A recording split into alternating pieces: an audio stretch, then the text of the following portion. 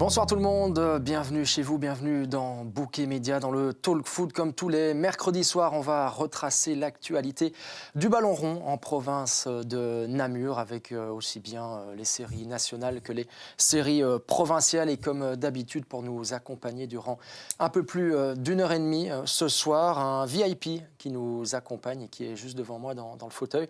Bonsoir Adel Sba, merci d'être avec nous. Bonsoir Adelin, avec plaisir. Bonsoir Philippe. Bonsoir. Défenseur latéral du côté de l'Union Namur, et notre défenseur latéral à nous, c'est évidemment Philippe Buguin qui n'a pas bougé de place. Bonsoir Philippe.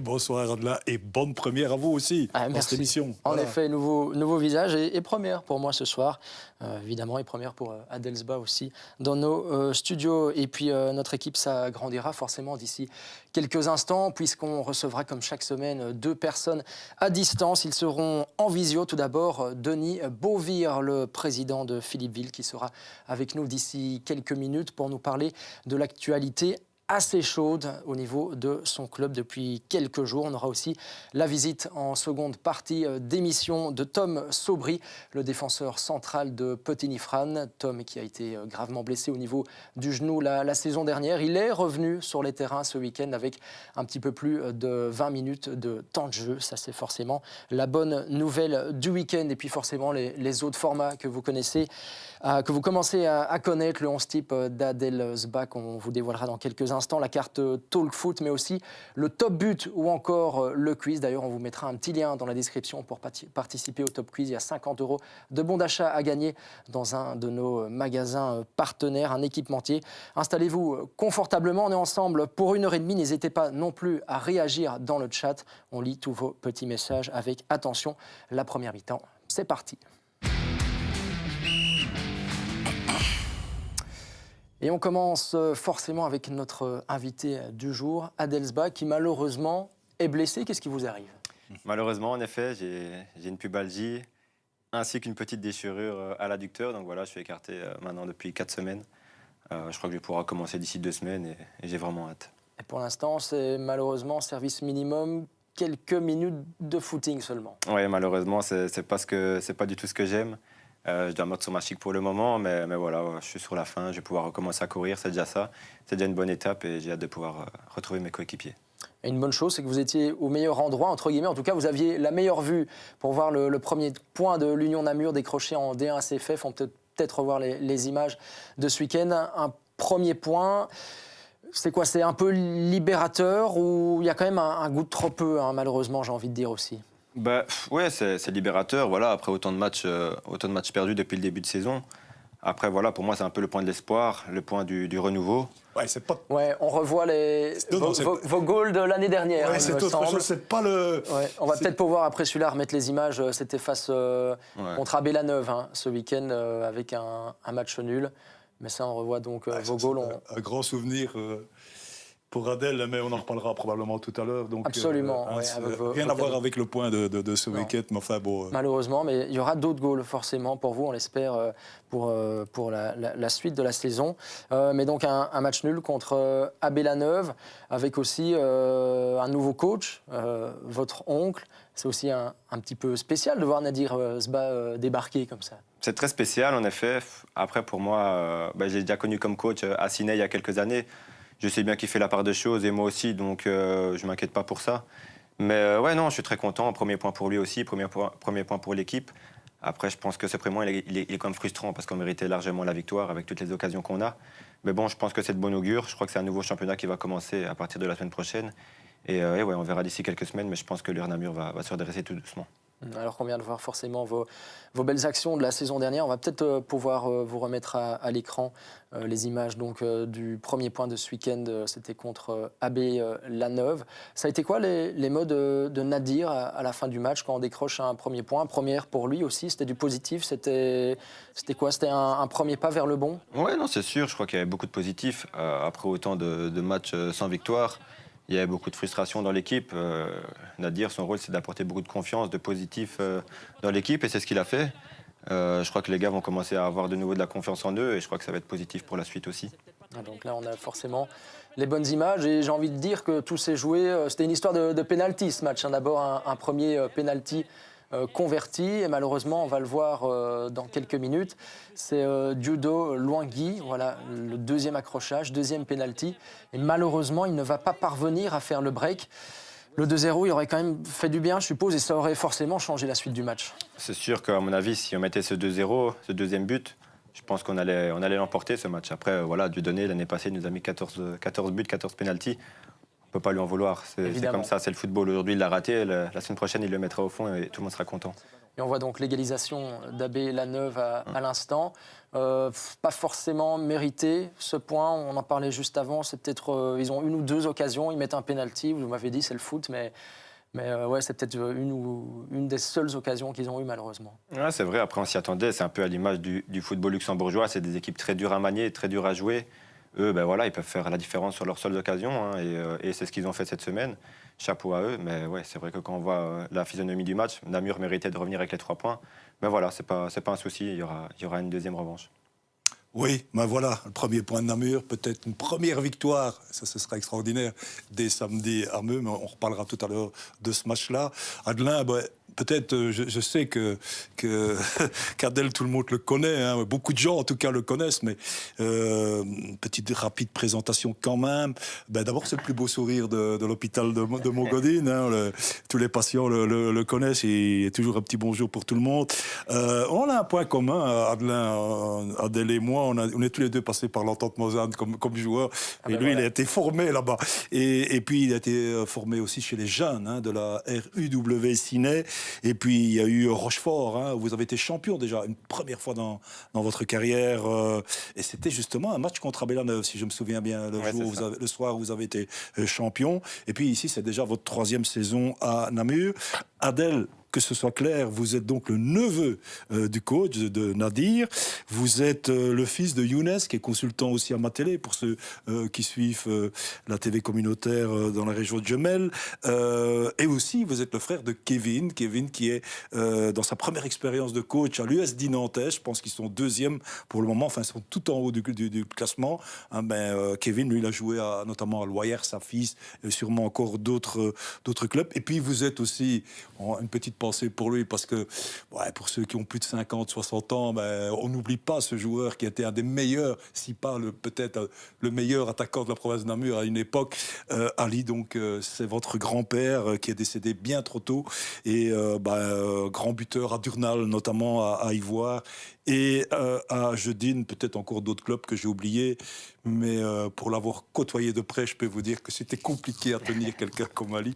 Donc, toute la famille se bat, ce sont toutes des personnes hyper sympathiques, hyper souriantes et talentueuses. Donc voilà, on a envie de vous demander, tiens, est-ce qu'un jour, dans votre tête, vous vous dites, je vais faire comme mon frère ou comme mon oncle, je deviendrai aussi entraîneur. Vous avez encore le temps d'y penser, mais... Ouais, c'est sûr, j'ai le temps d'y penser, mais je pense que ça ne sera pas le cas.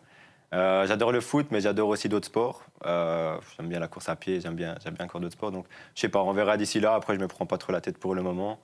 Mais voilà, à voir. Mais ça m'étonnerait quand même. Oui, et votre frère, Kevin, qui arrête le foot si tôt, ça vous a un peu surpris? Parce qu'à 30 ans, on est encore en pleine force de l'âge. Il aurait encore pu jouer quelques années. Qu'est-ce qu'il a décidé à un moment donné à se tourner vers le coaching? Je sais pas, ça faisait déjà quelques saisons qu'il parlait de coaching. Là, je crois que le moment était bien présenté pour lui de reprendre l'équipe.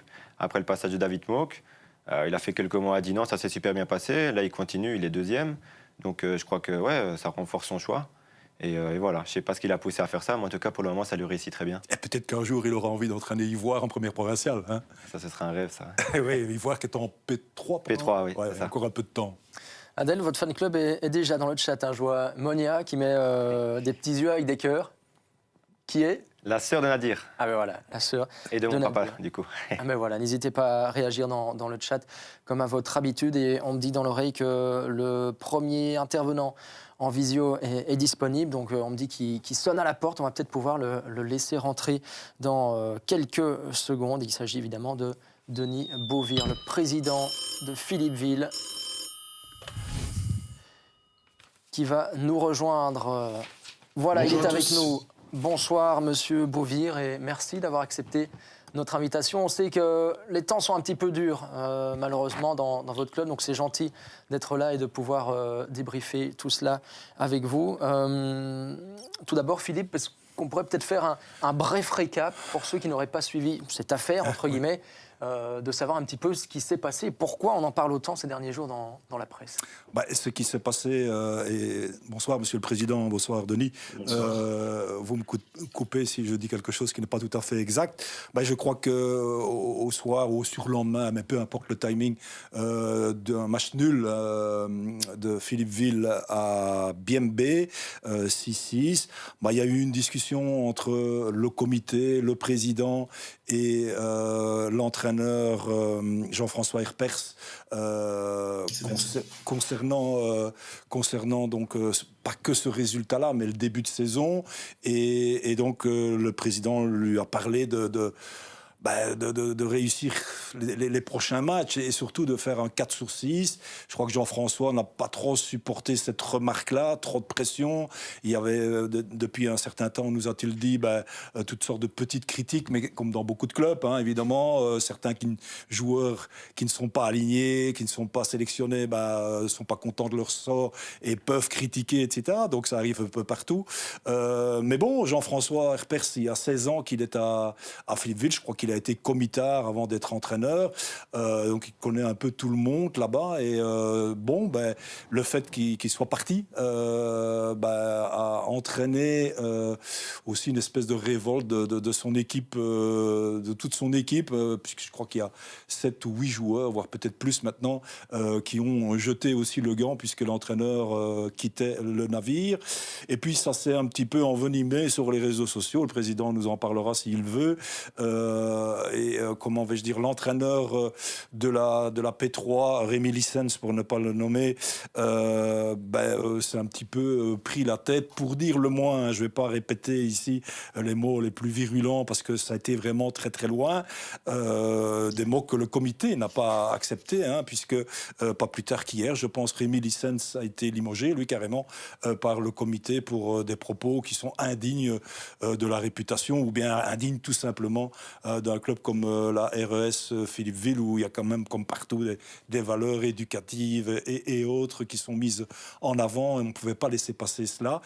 Ça reste très tendu au jour d'aujourd'hui, mais on va en parler avec le président, puisque aujourd'hui, Philippeville, la première des choses, il faut remettre un bon climat dans le club. Il faut aussi trouver un nouveau coach pour l'équipe A, et je pense qu'il y a déjà des candidatures qui sont arrivées et des premiers entretiens. Il faut trouver aussi un coach pour l'équipe B, et puis on va le demander au président. Est-ce qu'il y a encore assez de joueurs pour 2 équipes? Parce que jouer le samedi soir et rejouer le dimanche, pour certains, ça va tenir une semaine ou 2, mais dans le long terme, est-ce que ce sera possible?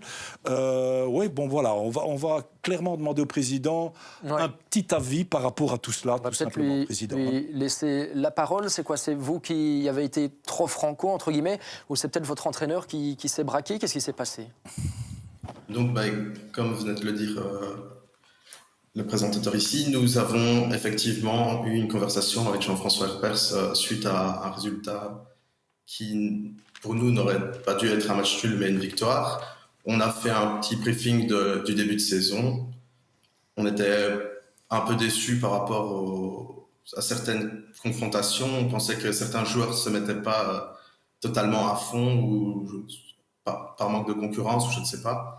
Donc on a demandé à Jean-François, pour les 2 matchs qui arrivaient ici, donc celui de dimanche passé et celui de ce dimanche-ci, de faire des matchs convaincants, de voir une envie sur le terrain. Ça a peut-être été une erreur de notre part, la manière dont on l'a dit. Et derrière, il s'est passé qu'il a démissionné. Et puis sur les réseaux sociaux, effectivement, ça s'est emballé. Et malheureusement, on n'avait pas vu ça venir. Nous, on pensait vraiment que Jean-François allait nous faire un 6/6 et nous dire, vous n'avez pas eu trop confiance, mais derrière, je prouve que vous avez eu tort. Et puis qu'on repartait pour la saison. Avec le recul, ça n'a pas été le cas. Avec le recul, président, il lui fallu agir autrement, donner un plus grand laps de temps. Oui, peut-être attendre plusieurs matchs. Ne pas mettre un objectif de points. Oui, c'est ça. L'objectif de points, c'était d'éviter le 0/6. Donc le 4/6, c'était les résultats idéaux. Mais nous, la discussion avec Jean-François, c'était de dire éviter le 0/6 à tout prix. Pour vous, il y avait un mauvais départ de la RES Philippeville, c'était pas assez de points, il y a danger. Ah, je sais aussi que si on revoit le règlement, ben, s'il y a plus de Namurois qui descendent de D3, il y en aura plus de descendants en P1 et ça va se répercuter sur la P2 aussi et la P3. Vous y pensez, il faut très vite se retrouver dans la colonne de gauche pour ne pas voir tout le travail d'auparavant jeté à l'eau? Non, enfin, on sait bien que cette année, ça allait être peut-être difficile justement avec les descendants de P1 et de D3. Et justement, on regardait plus pour les adversaires sur lesquels on va jouer sur la colonne de droite. Donc, on a regardé ces matchs-là. Malheureusement, ben, il y a beaucoup de matchs où on sent la déception et la frustration du groupe. Parce que pour ne pas les citer, contre Petit Château par exemple, ou contre Bième, on sent clairement que le groupe pouvait faire mieux et plus. Et du coup, ben, on est avec des regrets et on perd des points sur ces matchs-là. Mais Président, pourquoi, à votre avis, ce climat hyper malsain de ces derniers jours, pourquoi ça a pris une telle ampleur, selon vous? On savait qu'il y avait des tensions entre certains membres du comité, les joueurs, peut-être les coachs. On n'était pas convaincus que c'était aussi grave que ça. Malheureusement, au vu des réactions, c'était peut-être le sommet de l'iceberg qui cachait le reste. Mais malheureusement, on ne s'attendait pas à ce que ça escalade comme ça dans la négativité. Et malheureusement, ce qui entoure toutes les réactions, les articles de journaux, ça s'attarde surtout sur le négatif. Tout ce qui est un peu positif n'est pas mis en avant. Et donc, c'est vrai que ça mine le moral des joueurs qui, eux, se sentent pas forcément soutenus par le comité. Et le comité qui, lui, voit malgré les efforts qui est donné, ne voit peut-être pas des réponses appropriées à ce que nous souhaitions. Un petit mot peut-être avec le recul, est-ce que vous changeriez de position désormais? Vous avez perdu 2 coachs, une demi-équipe, si pas plus. Est-ce que c'est une solution de rétro-pédaler? Je sais que c'est jamais facile, mais est-ce que ça pourrait arranger les choses selon vous ou voilà, ce qui est fait est fait? Voilà, ce qui est fait est fait, malheureusement. Je pense pas qu'il y ait moyen de revenir en arrière avec Jean-François. Lui, il a bien montré qu'il y avait une rupture avec le comité. Et voilà, je lui entends par rigueur. C'est vrai qu'on s'est entendu par téléphone. Et il a ses raisons. Je les ai entendues. Je peux en comprendre certaines. Donc, c'est vrai qu'à ce niveau-là, le rétropédalage me paraît pas possible. Mais pour ce qui est du reste, c'est vrai qu'à refaire, peut-être qu'on attendrait 10 matchs ou au moins les 2 matchs où on attendait des résultats, voir si les résultats venaient sans les demander et puis voir comment on s'adapte à la saison. Peut-être on a réagi trop tôt, peut-être on aurait dû attendre et on nous aurait reproché d'attendre trop tard pour réagir. Donc il n'y avait pas vraiment de bonne solution. Mais moi, je suis convaincu aussi qu'on est peut-être intervenu un peu trop tôt par rapport à Jean-François. Oui, donc suite à cette décision de se séparer de Jean-François Herpers, bon, je l'ai dit tout à l'heure, 7, 8 ou 9 joueurs, je ne sais pas, des cadres de l'équipe première sont partis. Et puis, comme s'il y avait un petit peu d'huile sur le feu. On a vu certaines photos, d'ailleurs on peut en montrer une, puisque les dissidents, pas les dissidents, mais les réfractaires, je ne sais pas comment je dois les appeler aussi, ou bien les déçus tout simplement, sont venus regarder le match en dehors de l'enceinte du stade. Je ne sais pas si on peut montrer. Non, on a une petite photo avec les joueurs et l'ancien. Oui, voilà. Ils étaient tous là pour... Voilà, ils étaient là avec la traditionnelle chope, évidemment. C'est quelque chose qui vous a un petit peu choqué ou bien ça fait partie du folklore du foot, selon vous? Qu'est-ce que vous dites?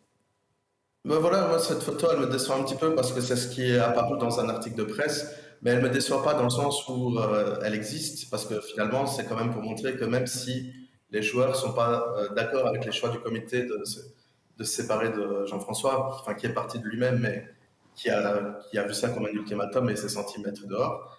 Ils sont venus supporter l'équipe, donc ça veut dire qu'ils sont quand même encore derrière l'équipe.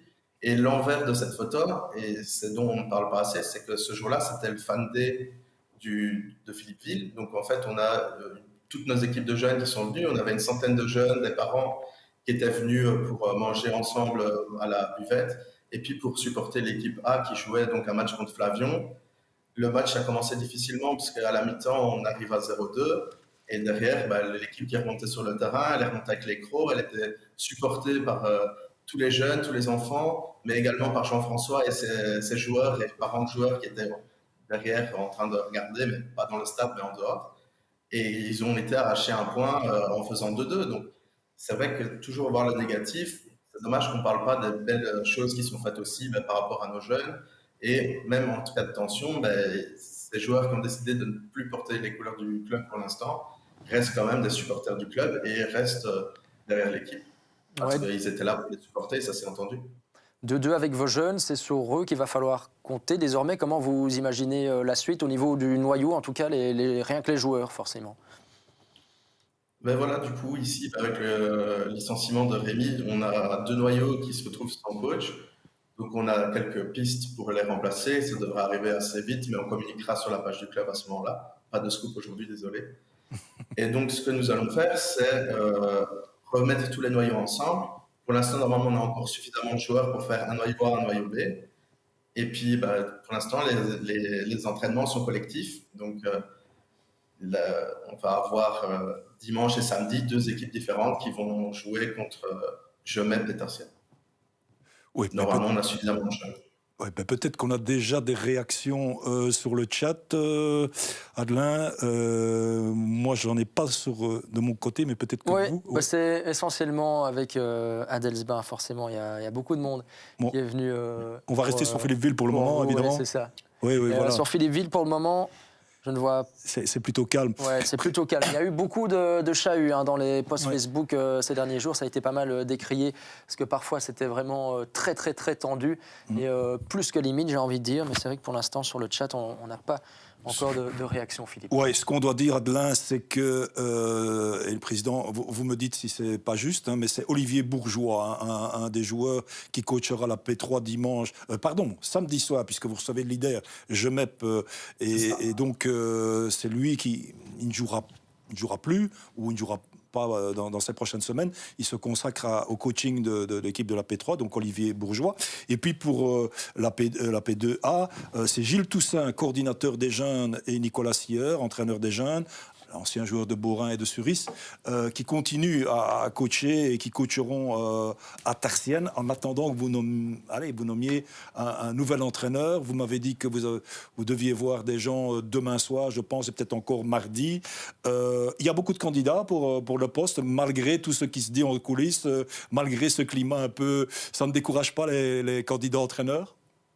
Non, voilà, du coup, nous, on remercie Nicolas, Gilles et Olivier qui nous permettent en fait de pouvoir prendre le temps de choisir la bonne personne pour reprendre les équipes. Ils nous ont laissé un délai, ça nous permet justement de contacter, recevoir des CV. La chance qu'on a eue, entre guillemets, c'est que Jean-François, en postant son message le mardi soir, ça laisse beaucoup de temps et le mercredi matin, on avait déjà plusieurs mails de CV. On a contacté de notre côté plusieurs personnes qui nous ont conseillé d'autres personnes. Donc, on a reçu pas mal de CV. On a une réunion avec le comité demain pour justement choisir les candidats finaux et les contacter. Et donc, après, on va, grâce au temps qu'on a pu gagner, pas dû faire en vitesse et prendre la première personne qui est venue, on est convaincu qu'on va prendre le meilleur choix possible pour le club. Monsieur le Président, il y a un petit message pour vous dans le chat de la part de Andy Genequin. Bonjour à tous. Petite question pour le Président. Quelles sanctions allez-vous prendre envers un des joueurs de la P3 et membre du comité après ses propos plus que déplacés envers la capitaine de l'équipe féminine? Je ne sais pas vraiment de quoi on parle, mais vous allez peut-être pouvoir nous éclairer si vous savez quelque chose, forcément. Oui, on est au courant. Donc, il y a eu des messages déplacés qui ont été dits sur le groupe de la P3. Des captures d'écran sont sorties et ont été envoyées au groupe P2 et effectivement, il y a des propos très limites. Donc, on en parlera également en réunion demain du comité. La personne qui est visée a été mise au courant. Elle s'est déjà excusée auprès justement de Andy Genequin et de sa compagne qui est la capitaine actuelle. Des sanctions seront certainement prises, mais on ne les a pas encore décidées. Oui, donc rappelons aussi que Andy Genequin, qu'on salue, donc était un joueur, je dis était, puisqu'il s'est mis en retrait pour le moment, ou pour toujours, je ne sais pas, de l'équipe A, comme de la barre, hein, très bon attaquant, comme Dumont, comme Pierrot, le capitaine, Golinvaux, Denison, Delfos, Herpers, le fils de l'entraîneur, tous des bons joueurs. On a envie quand même d'insister, Président, il n'y a vraiment pas moyen de se mettre tous autour de la table quand quand tout ça se sera un peu calmé et d'essayer de récupérer tout le monde. Idem même Jean-François Herpers, peut-être dans un autre rôle, mais quand on voit qu'il a servi le club aussi pendant 16 ans et les qualités qu'il avait, il n'y a pas moyen de faire un peu marche arrière ou de remettre un petit peu de l'eau sur ce feu et de raccommoder les choses? Oui, si, moi je pense que c'est possible, qu'il n'y a rien de mal fait, etc. La porte n'est pas fermée. J'ai rencontré personnellement Andy il y a 2 jours, hier Jérémy Dumont, aujourd'hui Marcelin Delabat. Donc c'est vrai qu'on a des contacts avec eux, mais on les enchaîne pas au terrain. S'ils ne souhaitent pas jouer, porter les couleurs de Philippeville, on peut pas arriver, les prendre et les mettre sur le terrain et dire voilà maintenant vous jouez. Donc c'est une décision, c'est aussi pour qu'ils viennent jouer sans avoir les pieds de plomb, qu'ils viennent à 100%, qu'ils soient libérés mentalement et que s'ils veulent jouer, c'est parce que c'est leur décision et pas parce qu'on les a forcés. On a des discussions. Moi, personnellement, je pense ne pas avoir de problème avec les joueurs. Je comprends leur décision de suivre Jean-François. Mais pour la suite, c'est vrai que ça, c'est des conversations qu'on aura en privé et je ne pense pas que c'est le lieu pour en parler. Ok. On parlera entre nous et on réglera. Président, il y avait État dans l'État, à Philippeville, je veux dire, d'un côté une équipe de P2, d'un côté une équipe de P3, un peu de jalousie aussi dans le comité par rapport à un ancien comité. Comment vais-je dire, la semaine passée, je l'ai souligné, c'est pour ça que je vous en parle, les filles qui se sentent pas trop bien dans leur maillot, tout simplement parce que cette équipe existe et on ne parle pratiquement pas d'elle. Enfin, c'est ce que j'ai cru comprendre. Qu'est-ce que vous diriez par rapport à ça? État dans l'État, jalousie, des équipes qu'on ne s'occupe pas trop. Qu'est-ce que vous diriez, Président? Effectivement, c'est vrai que c'est un secret de polichinelle dans le sens où le milieu, enfin le noyau A et le noyau B ne s'entendaient pas forcément bien. C'est vrai que moi, je regrette que les préparations ne se font pas ensemble. Donc en fait, il y a un noyau A qui existe, un noyau B qui existe. Les meilleurs joueurs de B n'ont pas vraiment de possibilité de monter en A et les joueurs de A qui sont en méforme n'ont pas le temps de descendre en noyau B pour se remettre et se relancer un petit peu, prendre de la confiance. Donc c'est vrai que ça on regrette. Après, à part mettre Rémi Lissens et Jean-François en contact l'un avec l'autre pour essayer de gérer la situation, je peux rien faire de plus, c'est pas moi l'entraîneur. Sportivement, c'est eux qui sont décisionnaires de tous les choix. Donc derrière, je peux pas les pousser plus. Pour l'équipe féminine, justement, si on n'en parle pas trop, ce qui est bien, c'est que du coup, il n'y a pas trop de problèmes. Sinon, il y aura des articles où, voilà. C'est vrai qu'il peut y exister des tensions, mais on essaye de les gérer, comme Andy l'a souligné dans sa question.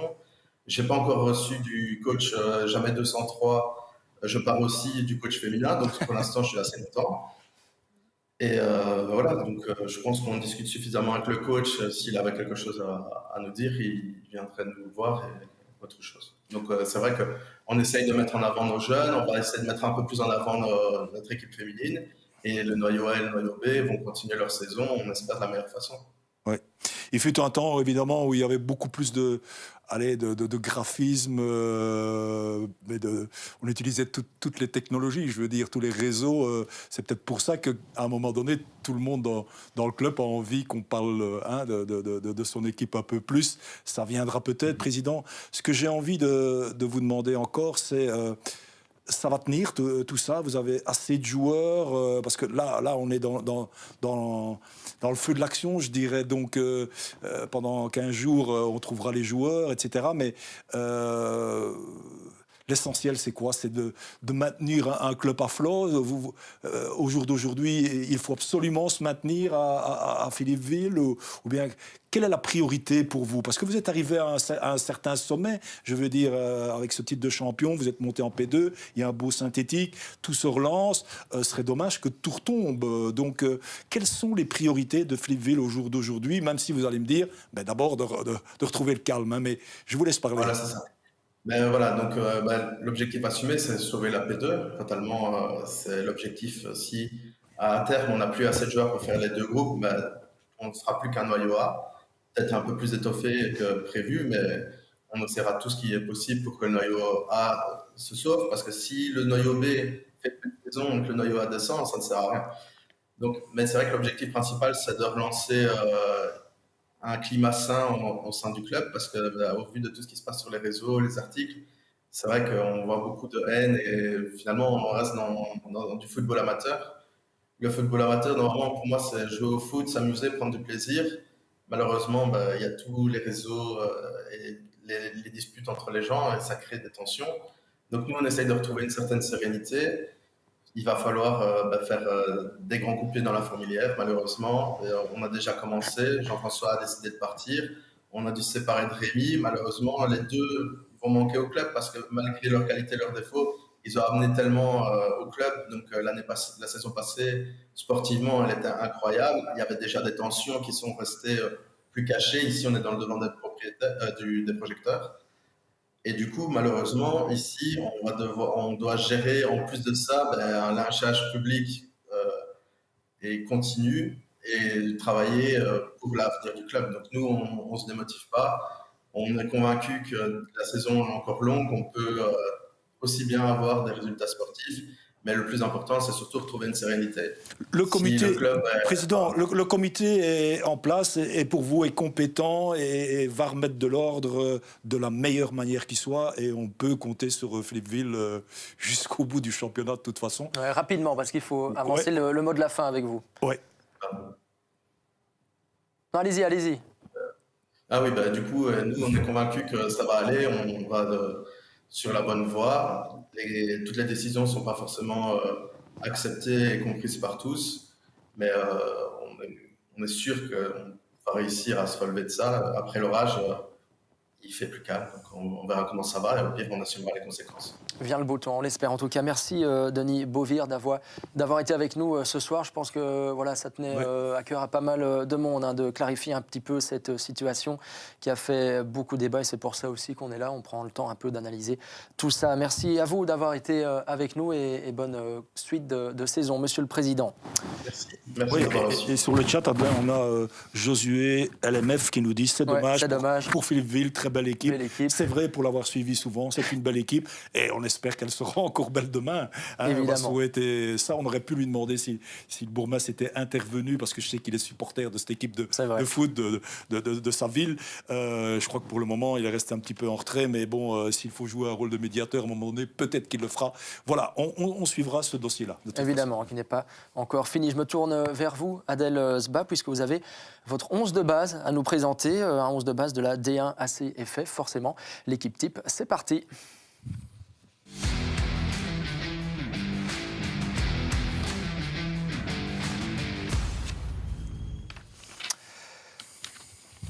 Et donc, comme chaque semaine, notre invité choisit son équipe type de sa division. Et en l'occurrence, on parle de la D1 ACFF aujourd'hui.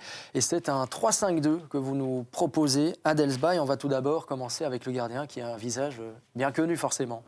En effet, je pense que dans ce 3-5-2, je vais commencer par ce gardien, Clément Libertio, qui est avant tout un ami pour moi aussi. Un ami avec de très grosses qualités footballistiques. Il a quitté le monde professionnel. Je pense que Namur a de la chance de l'avoir à l'heure actuelle. Un gardien avec beaucoup de charisme et il fait partie intégrante de mon 11 de base. Justement, et je commande juste le gardien parce que j'en parle souvent et je m'entends bien avec Clément et peut-être qu'il doit se dire pourquoi il parle toujours de ça, mais j'avais été surpris dans le bon sens du terme des qualités d'un Damien Herman l'année passée parce que c'était pour moi un des meilleurs gardiens de la D1. Quand on voit qu'il se retrouve à Binge, qui est avant-dernier de la D3, de la D2, c'est un peu du gaspillage quand même. Et ça n'a rien à voir avec Clément et aux qualités de Clément. Mais l'année passée, vous aviez déjà un tout bon gardien qui vous gagnait des points parfois. Hein. Ouais, c'est sûr. Damien était vraiment un gardien très très solide. Je connais pas les raisons pour lesquelles il a quitté le club. Après, c'est comme ça. On a dû faire avec et je crois qu'on a trouvé vraiment un très très bon remplaçant à Damien. Mais voilà, c'est le football malheureusement. C'est pas toujours choisir. On va passer aux défenseurs tout de suite. 3 défenseurs centraux de droite à gauche. Pierre-Alain Lalou de l'Union Rochefortoise, Loïc van der Kamen du RFC Meux désormais, avec qui vous avez joué à Namur au milieu, et puis Grégory Lazic de l'Union Rochefortoise également. C'est du costaud derrière. Très expérimenté, je crois, très complémentaire aussi. Et ouais, c'est 3 personnes qui m'ont beaucoup aidé sur le terrain et beaucoup aidé à grandir aussi. On va peut-être passer directement à la suite de l'équipe avec les différents milieux que vous découvrez tout à droite, tout à gauche sur votre écran. Jonathan Hendricks de l'Union Rochefortoise, ancien de la RUTB. Et puis un milieu, Lucas Bodo, Axel Lorenzens, Lorenzo Perso. Et puis au niveau du piston gauche, c'est Serhat TP de la RUTB également. Pas mal de joueurs avec qui vous avez joué, des amis aussi. Comment vous avez un peu... Ah ouais, là, vraiment un mix d'amis et de joueurs qui m'ont marqué l'année passée. Je pense qu'on a un Jonathan Hendrick qui est pour moi le meilleur back droit de la série en termes de qualité, de buts, de passes, de statistiques. Il est vraiment au-dessus du lot. Un Serrat TP aussi, avec qui j'ai eu l'occasion de prester au début de saison. Et qui vous a marqué un formidable but en venant en Namur. Malheureusement, oui. Axel Lorenzen aussi, vraiment un Ouais. très bon manieur de ballon, franchement. Très beau La- coup franc aussi. La coup de grande pied classe, arrêté. ouais, super. Très beau bonne sur les patte. coups de pied arrêtés. Ouais, très Ouais. bonne patte. Ouais. Et on va terminer Et avec... perso qui aurait toujours dû rester à Namur. Ah ça, Hein comme beaucoup d'autres, certains. Ben oui, et ça reste un mystère aussi. Je ne sais pas si ce sont que des considérations financières, mais quand on est président et qu'on a un joueur pareil, on ne le laisse pas nécessairement filer. C'est sûr, c'est dommage. Après, c'est pas moi qui ai pris ces Vous n'êtes pas dans le décisions-là. secret. Malheureusement, non. Voilà. Il y aura 2 attaquants également forcément, et là aussi c'est du lourd avec Dylan De Belder, l'attaquant de Mons, meilleur buteur de la série, et puis aussi Mathieu Cornet de l'Union Rochefortoise à ses côtés. Là devant ça score, hein, comme on dit. Bah ouais, avec Dylan De Belder qui est l'actuel meilleur buteur de la série. Et Mathieu qui revient bien dans le clou aussi. Donc voilà, je suis très content pour lui et je pense qu'ils sont vraiment aussi très très complémentaires, ces deux. Oui, et Mons a transféré justement un attaquant cette saison-ci qui marque beaucoup aussi. Je ne reviens pas sur son nom, hein, qui venait de Flandre là. Ouais, Ben Taïeb. Ben Taïeb, voilà, tout bon attaquant aussi. Aussi. Je pense qu'il tire aussi Mons vers le Vers haut. le haut. Vous avez été un petit peu à Tubize, d'ailleurs, on va en reparler. Mais quelqu'un comme Tyrone Krem, qui est venu à Namur, vous auriez pu mettre Elomari aussi, hein, parce que les années passent, il est toujours là, il marque des buts formidables aussi. Il en a marqué un en venant à Namur.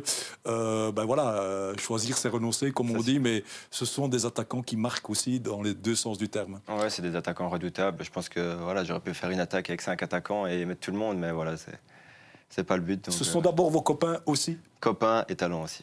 Copains et talents, ouais. On peut peut-être, je sais pas, on pourrait déjà peut-être demander à Adèle ce qui sait, parce qu'on a entendu tellement de choses réellement passer.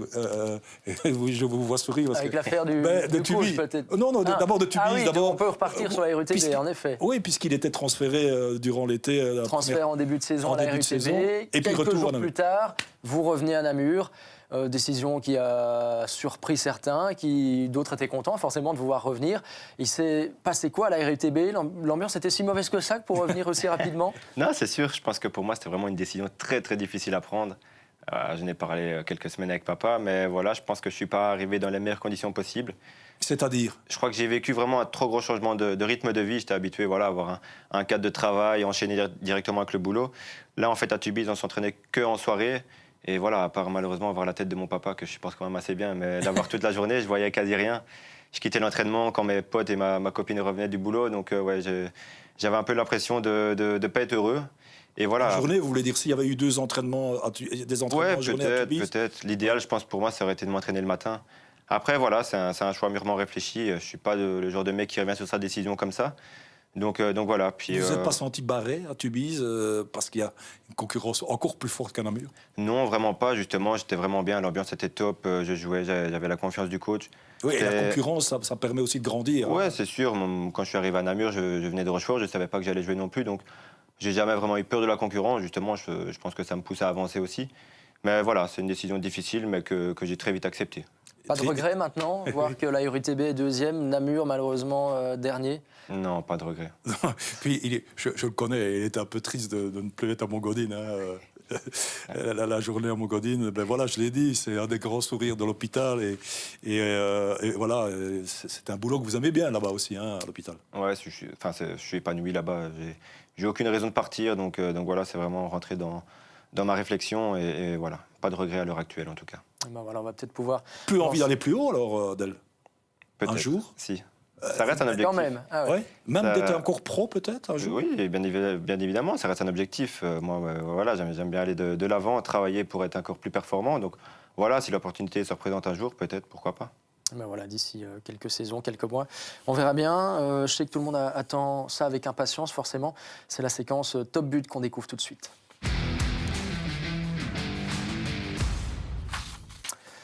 Comme chaque mercredi, on compile les top buts du week-end que nous avons filmés. Nous allons voir que ce week-end, il y a encore eu du lourd au niveau des top goals qu'on vous a compilés. On va voir ça avec vous à Delsba aussi, avec un premier joueur que vous connaissez bien. Kim Detienne du RFC Meux lors du déplacement à Rochefort. Il a ouvert la marque juste avant la mi-temps. Victoire 0-3 des Meutis. Deuxième victoire de suite et quatrième but de Kim Detienne déjà cette saison qui s'est parfaitement acclimaté à Meux. Et puis à la quatrième place, c'est Mathéo Puche de Rochefort B. Victoire 1-4 à Spi, 21/21 pour le leader de P1. Et cette frappe dans le plafond à l'entrée du rectangle. Troisième position, Ali Yilmaz d'Anden Evlet, qui a refait le plein de confiance sur ce week-end. Il a passé la défense de vitesse.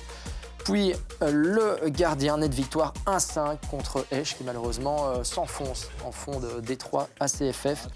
Et puis la deuxième place, c'est William Edebow, le joueur de Gemep, qui ne s'est pas posé de questions avec cette super frappe à distance. Victoire 4-2 contre l'Étoile de Tamine, 21/21 aussi pour Gemep en P3. Et puis le numéro 1, c'est évidemment Axel Rouffignon, le pied gauche dévastateur dans le plafond. Là aussi, il a fait trembler les filets comme il le faut. On revoit à nouveau cette super frappe du pied gauche d'Axel Rouffignon avec Meux.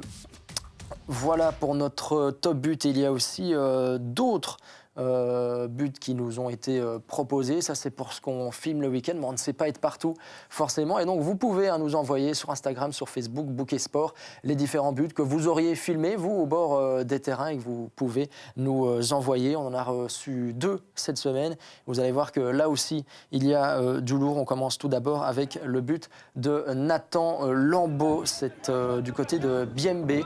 Malheureusement, une défaite 1-2 face à Suris, mais on peut voir que ce goal est magnifique. Il rentre sur son pied droit, l'envoi est net, précis, dans la lucarne. Le gardien ne fait que contempler les dégâts. Et puis un deuxième goal qui va arriver dans quelques instants, celui de l'inévitable François Mestrio. Doit-on encore le présenter? Grosse patate sur coup franc dans la lucarne. François Mestrio, déjà son 10e but avec Bième en championnat de Détroit. Il est le meilleur buteur. Et puis sans plus attendre, on va peut-être passer à la séquence revue de presse. On va peut-être demander à Adèle son but préféré. Hein. C'est vrai, j'ai oublié. Oui. Heureusement que vous êtes là pour me rappeler. Je vais vite parce que le temps sonne. C'est très bien. Mais il faut dire qu'Axel Rouffignon a donc remporté forcément le top but. N'hésitez pas d'ailleurs à voter dans les commentaires les top buts qu'on envoie tous les lundis soirs sur Bouquet Sport. Il faut dire que le fan club d'Axel Rouffignon était bien présent dans les commentaires. Et donc c'est lui qui remporte le top but de cette semaine. Et donc on peut évidemment demander à Adelsba ce qu'il en pense de tous ces buts et peut-être celui de Rouffignon, le dernier, ou un autre que vous avez bien aimé. Non, je crois qu'Axel le mérite amplement. Franchement, mettre une frappe comme ça en dehors du rectangle contre Rochefort en plus dans un derby, je pense qu'il mérite vraiment de remporter. Ce sera un homme à suivre dans votre derby contre Namur ce week-end. Parce que là, il est toujours bon, toujours bon avec Meux.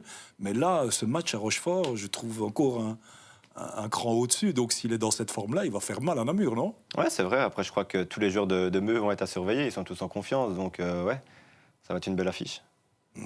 Ouais, les jouer comme ça, quand ils viennent de gagner deux victoires de suite, malheureusement pour vous, c'est le mauvais moment. Ils étaient aussi un peu dans le fond de classement. Et puis, ils sont bien revenus depuis 2 matchs. Ça va être un derby chaud et compliqué, forcément.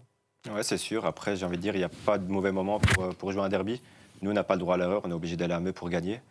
Et voilà, un peu à leur image, il y a 2-3 matchs, ils n'avaient pas de points non plus. Donc voilà, si on pouvait faire comme eux, engranger 2-3 victoires d'affilée, je pense que voilà, Namur se remettrait dans le milieu du classement et ce serait vraiment très bien pour le club. Ouais, je suis un peu sur les réseaux, sur les différentes pages des supporters de Namur.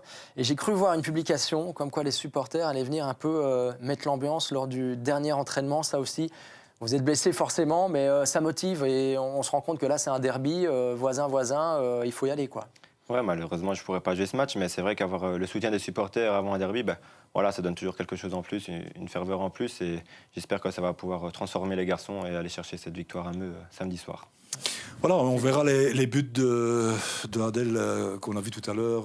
On les reverra. Oui, on les reverra peut-être. Comme ce sont des beaux buts aussi, que absolument. ça reste. Vous savez marquer des buts, on en reparlera et on les reverra Voilà. tout à l'heure. Le Mais petit jingle est déjà passé parce que j'ai été trop vite tout à Non, l'heure, mais non. je me retourne vers vous. Et c'est votre moment, c'est l'instant. Quoi de beau cette semaine, Philippe, dans la revue de presse? Avant de voir les articles de presse, parce que c'était pas un article de presse, mais tant que j'y pense, très important. Tirage au sort de la Coupe de la Province, puisqu'on en parlait la semaine dernière, on ne savait pas exactement quand ça se jouerait, à quel stade on en était. Voici les renseignements. Ce sera tirage au sort ce lundi, 13 du 10, au siège de Sud Presse. Ce sont bien les 16e de finale dont on parle pour le tirage au sort, et ça se jouera le mardi 11 novembre après-midi. Je vois qu'on a déjà mis un article de presse. Ouais, c'est juste pour après. Oui, juste. Donc, le mardi 11 novembre après-midi, on jouera ces 16e de finale. Rappelons qu'en première provinciale, petit quiz déjà pour vous deux, mais vous sauriez me dire qui est éliminé déjà en première provinciale? Oula. Difficile, hein, très difficile. J'ai mal révisé. Ouais, mais non, mais c'est parce que je l'ai vu aussi, sinon je me souvenais plus tellement. Mais Nîmes est déjà éliminé, hein, qui est deuxième en première provinciale. Il a été éliminé à Tamine. Et puis Lustin a été éliminé à Dinan, chez votre frère, Adel. Et puis Pont-de-Rome a été éliminé à BMB. Donc ces trois-là de P1 ne seront plus dans les pots pour le tirage. Et en P3, il reste notamment Gemep et Leuze, et Floref et Grand-Lébé, toutes des équipes de haut classement aussi. Voilà pour le tirage au sort, donc lundi prochain, et les matchs le 11 novembre. Venons-en aux articles et prenons le premier article, c'est celui qui concerne Anaël Saab. Le titre, battre Tamine, justement, on vient d'en parler, un boost pour la suite, bien sûr, puisque Tamine, c'est l'ogre de cette série 2A. Et c'est un article de Vers l'avenir qui est paru aujourd'hui. Et donc, c'est la jeunesse Tamine, où joue Anaël Saab, qui a fait tomber Tamine, première défaite de l'ogre taminois.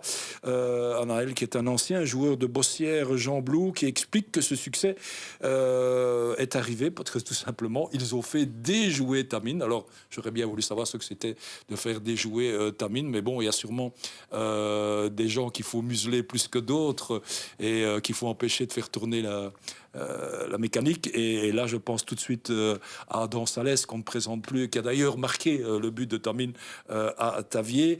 Donc voilà, félicitations à Tavier, où il y a un très beau mixte entre des jeunes joueurs et des anciens. Et quand je parle des anciens, il y a Benjamin Renson, qu'on a connu à Meux. Il y a Adrien Chauviot, qu'on a connu aussi à Meux. Donc Meux aide bien quelque part Tavier.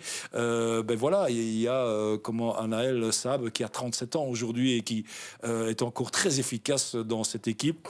Et c'est vrai que dans un début de championnat, Tavier gérait un peu mal ses deuxièmes mi-temps, d'où cette défaite à Flawin, après avoir mené 0-2, 3-2 au final. Et puis contre Aiguezé, nous étions à ce match-là, Tavier menait 3-1 et pour se faire rejoindre 3-3 en deuxième période. Donc voilà, je crois que Olivier Cos et Rudy Virlet, qui sont les coachs de Tavier, ont remis un peu les pendules à l'heure.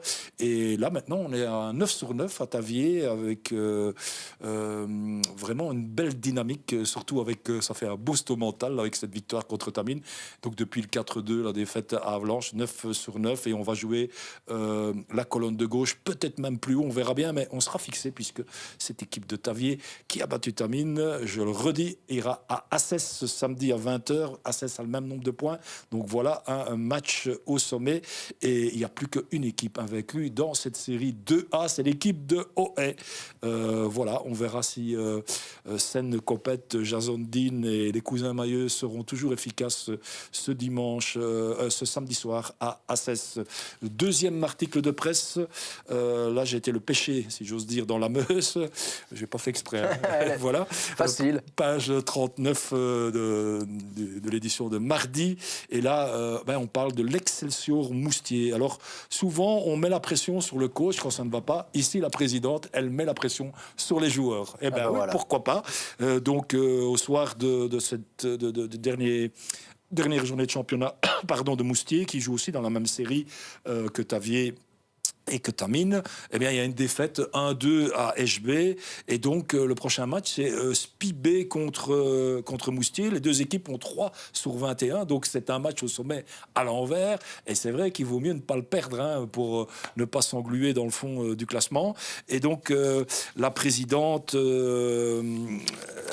dit dans cet article, on voit qu'elle veut mettre clairement la pression sur les joueurs et non le coach Jérôme Deratte. Ben voilà, si Moustier est arrivé à ce niveau, ben c'est en grande partie grâce au coach. Il a voulu démissionner dimanche soir, démission non acceptée. Il pense, à un moment donné, il se disait que les joueurs ne voulaient pas tellement jouer pour lui et que les consignes n'étaient pas appliquées. Si c'était vraiment le cas, là, il y a un point de non-retour. Il faudra prendre une décision, évidemment, peut-être impopulaire, mais ce sera comme ça.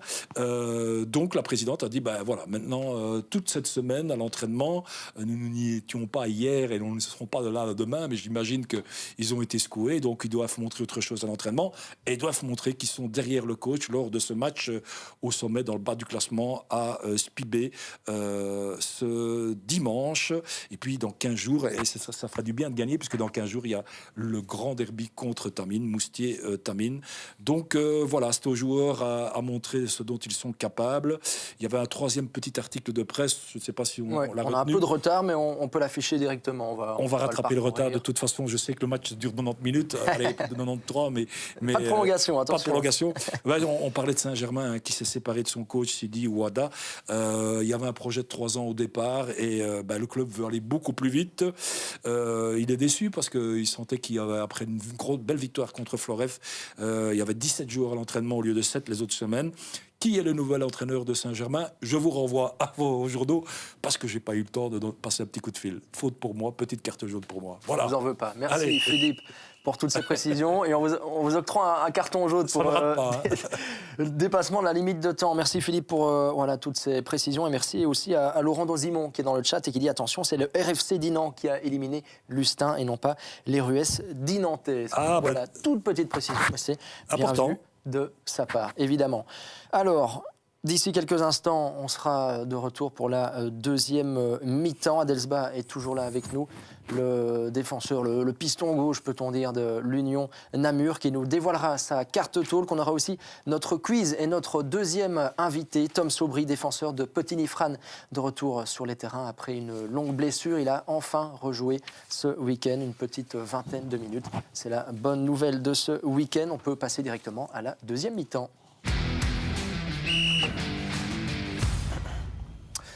Et dans quelques instants, il y aura donc notre quiz. Et n'oubliez pas de vous connecter. Il y a le lien dans le chat, il me semble.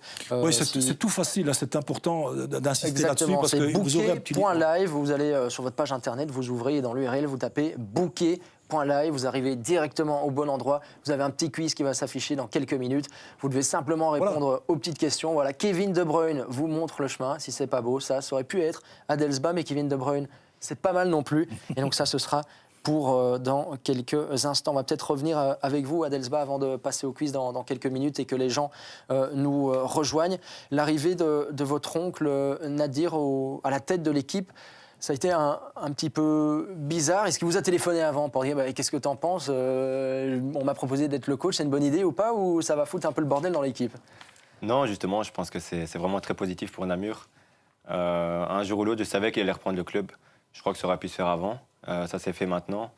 Bizarre, non, je suis vraiment content qu'il soit là. Pas parce que c'est mon parrain, parce que c'est un bon coach qui doit prouver et qui va prouver à juste titre.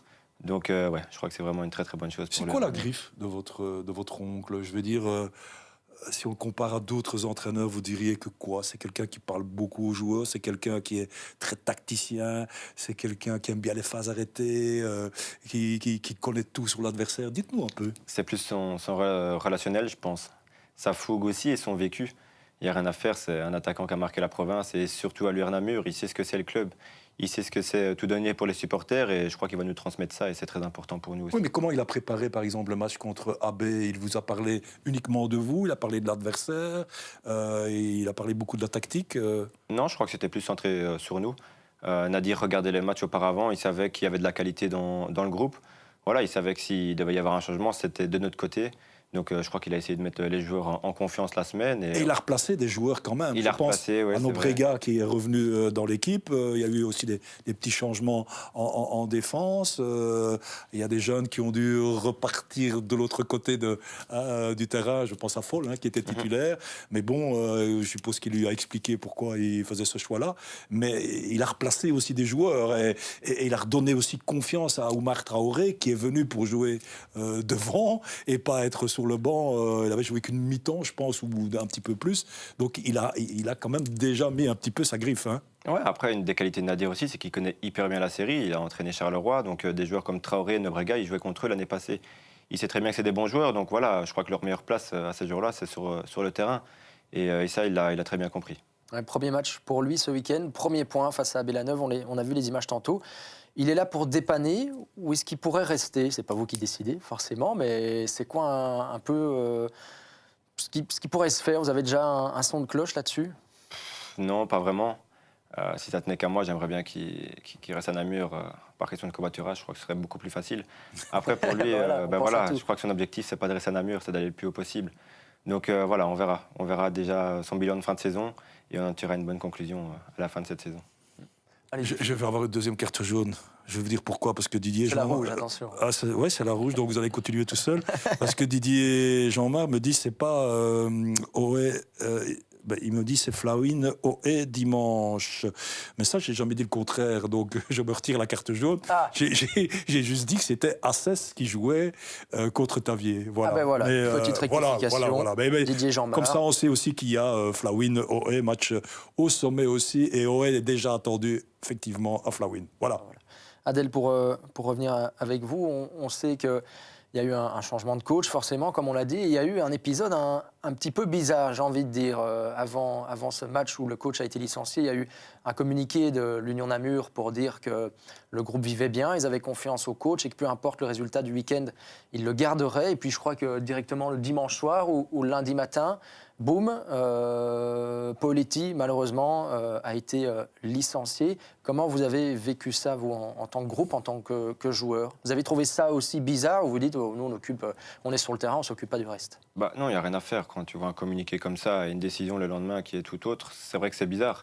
Après, voilà, je crois que la philosophie du comité, du président, ils avaient réellement confiance en Yannick Poletti. C'était un très bon coach. Après, quand on regarde l'attitude des joueurs au match contre Stocké, voilà, on a vraiment vu qu'il n'y avait pas d'envie de gagne, de rage. Donc je crois qu'il était vraiment temps d'avoir du changement. Et voilà, je crois que c'est ça qui a décidé le président à mettre fin à l'aventure de Yannick. Mais les joueurs... On a les images de Poletti, on va peut-être vous les montrer. Je vous coupe, Philippe. Non, pas de problème. Je dis, les joueurs n'étaient plus tellement derrière le coach, à votre avis, Adèle? Pourquoi? Qu'est-ce qui faisait que c'était si compliqué? C'est difficile à dire. Je pense que voilà, on était pas mal à être en manque de confiance aussi. Pour moi, c'est pas vraiment un problème dû à Yannick Poletti. C'est vraiment un problème qui est centré sur nous. Donc voilà, je crois que Yannick n'a pas eu vraiment les mots pour essayer de nous sortir de cette spirale négative. Il a essayé de tout faire pour le faire. Malheureusement, je pense qu'il fallait avoir du changement dans tout ça pour avoir une réaction. Et c'est ce qu'il y a déjà eu ce week-end, donc on verra par la suite. Et le vestiaire est plus joyeux aujourd'hui?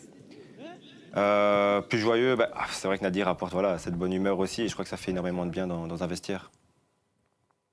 Et voilà, donc ces images de Yannick Poletti qui a donc été remplacé par votre oncle Nadir Sba qui a décroché son premier point et le premier point de Namur tout court. Et il me semble qu'il y a Tom Sobry qui est dans la salle d'attente, notre deuxième invité, et qui va pouvoir rentrer dans quelques instants. Il va arriver d'ici quelques secondes. Le défenseur de Petit Nifran, le voilà. Bonsoir Tom Sobry, merci d'être avec nous. Bonjour à tous. Tout va bien? Merci à vous pour l'invitation. Bien vous. Ouais, magnifique. Alors un petit mot forcément. Quand je vous demande comment ça va, on a envie de savoir comment va le genou aussi, forcément blessé l'année dernière. Vous avez quasiment raté toute la saison. Vous êtes revenu jouer 20 minutes ce week-end. Comment ça s'est déroulé, ce retour, ces premières minutes sur le terrain? Un peu frustrant pour la défaite. Maintenant, la bonne nouvelle, c'est que le genou tient. Le kiné a fait un tape avant le match qui a bien servi. Aucune douleur. Content de refouler la pelouse. Et voilà. Oui, alors bonsoir Tom. On dit défenseur central. Je sais que vous avez déjà joué dans le milieu de terrain et la semaine passée, au dimanche, on vous fait rentrer attaquant. Finalement, quelle est votre place? Bonsoir Philippe. Écoutez, ma place de base, c'est vraiment 6 milieu défensif. Maintenant, j'ai commencé à jouer derrière. Quand je suis venu à Petigny. J'ai commencé en 6, après derrière, j'ai joué flanc et maintenant le coach pense que je peux apporter offensivement. Donc ici, j'avais recommencé en match amical mardi passé où je suis rentré en 9 et ici, je suis rentré aussi 20-30 minutes en 9. Donc voilà, moi c'est pour aider l'équipe, hein, c'est en fonction des choix du coach. Et quand vous étiez si performant en début de saison passée, avant votre blessure, puisque c'est depuis septembre 2024 que vous êtes blessé, Oui. vous aviez marqué quelques buts, hein, je pense quand même, dans le début de championnat, là, non? Oui, On a les images, d'ailleurs, donc, hein. moi j'ai joué 4 matchs l'année passée. Donc j'ai marqué 2 goals, je pense. Oui, ben on va voir un de vos buts. Regardez, je ne sais pas si vous vous souvenez de celui-ci. Ouais, si, Mais ça, c'était pas l'année passée, je pense. Ça date d'il y a 2 ans, hein, non? ça c'était quand on était encore en P2 avec Petigny, ouais. Contre Pondrome, c'était 2e contre 3e, je pense. Ouais, succès Il y a 8 à 2 2. ans. Hein. Succès 8-2, oui. C'était un de vos plus beaux buts, ça, Tom? Ouais, probablement. C'était un beau souvenir, surtout la belle victoire 8-2. C'était 2e contre 3e, donc on s'attendait pas à un match comme ça. On revient sur ce match de dimanche contre Chevetogne, 1-2. Donc, vous l'avez dit, vous êtes rentré au jeu une vingtaine de minutes, je ne sais plus exactement, 20-25. Vous avez quand même une grosse occasion à un moment donné pour faire 2-2. Le bon Tom Sobrine ne loupe pas ça? La finition n'est pas trop là, hein, j'ai plutôt des réflexes défensifs qu'offensifs. Maintenant, oui, je m'en veux parce que je pense que n'importe quel joueur à ce poste-là doit mettre la balle au fond. J'avais vraiment un face à face avec le gardien et voilà, je pense que je veux trop finir et jamais juste au-dessus de la latte. Et je m'en veux parce que voilà, c'est un point qui peut être important en fin de saison. Voilà, j'avais égalisé. Ouais, il y a Sébastien Maré dans le chat qui dit d'ailleurs, je dirais que vous êtes un box-to-box. Possible aussi, ça, vous savez tout faire finalement. Ça dépend dans quelle division on parle. Ici, à voir. Je vais pas aller en 9, je pense que j'ai peut-être joué que 3-4 matchs en tout. Donc voilà, je ne sais pas. On verra bien en fonction de la saison. Bon, à domicile, c'est un petit peu moins bien pour Petigny ces derniers temps. Ces défaites à Rien, contre Chevetogne, chaque fois 1-2. Et puis Grand-Lay, ça c'était un petit peu peut-être plus attendu parce que Grand-Lay joue le dessus du classement, 0-4. Finalement, vous avez gagné contre Ligny. Et c'est un petit peu tout cette année, non, en championnat? Je pense qu'on gagne contre Spi le premier match. Parce qu'après, j'ai pas trop suivi à l'extérieur, hein, comme j'étais blessé. J'ai été voir à domicile. On gagne contre Spi, Ligny. Grand-Lay, voilà, après, on l'a dit début de saison, on va d'office jouer le maintien, essayer de se maintenir le plus vite possible et de prendre du plaisir. Donc voilà, des Grand-Lay, Rochefort, Nîmes, etc., c'est très costaud. C'est des matchs, si on peut créer la surprise, tant mieux. Maintenant, voilà, si on perd et qu'on ça a été plus fort, c'est juste plus fort et c'est tout. Mais c'est vrai qu'à domicile, on fait 1 sur 12, je pense, ici. Donc c'est pas top. Ouais, il y a Romain Wackers qui nous signale dans le chat qu'il mettra bientôt des triplés. On le souhaite évidemment. Tom, quand on est 12 mois comme ça, pratiquement en revalidation pour un footeux, je suppose que ça doit être hyper compliqué, non? C'est pas vraiment 12 mois. En fait, je me suis blessé septembre il y a 1 an, mais avec le travail, c'était compliqué. Donc, j'ai pris du temps avec le chirurgien à trouver un bon moment pour me faire opérer. Et donc, je me suis vraiment fait opérer. Enfin, je me suis fait opérer début janvier, et donc 4 mois plus tard. Et ici, ça fait 9 mois du coup de rééducation. C'est vrai que c'est long et les croisés, je le souhaite à aucun footballeur. Voilà, ça arrive à plein de gens, hein, mais c'est compliqué sur le terrain quand on revient mentalement de ne pas se reblesser. Surtout moi, avec le boulot aussi, c'est compliqué d'être à l'arrêt. Donc, Oui, boulot de chauffagiste, hein, vous installez des chauffages, chauffage central et aussi des climatisations et d'autres choses. Donc c'est pas toujours évident certaines positions, hein. Donc il faut y penser aussi quand on a eu ce que vous avez eu. Enfin, allez, vous êtes bien reparti. Il manque un vrai buteur à Petigny-Fran cette saison. Je pense que c'est un peu on a du mal depuis plusieurs années à trouver un buteur. On n'a pas de buteur référence qui met 15 goals par saison. Ouais, Julien Cordio, il l'a fait des années en P1. Maintenant, voilà, je sais qu'il prend un peu d'âge. Il est bien revenu cette saison-ci. Deuxième attaquant, c'est Noah Navet qui vient de plus bas. Donc voilà, il faut un temps d'adaptation aussi de la P3 à la P1. Mais je pense que ça reste deux bons buteurs. On a Elliot Moreau qui a mis ses premiers goals il y a 2 matchs. Il a mis un doublé. Donc voilà, ça commence à marquer.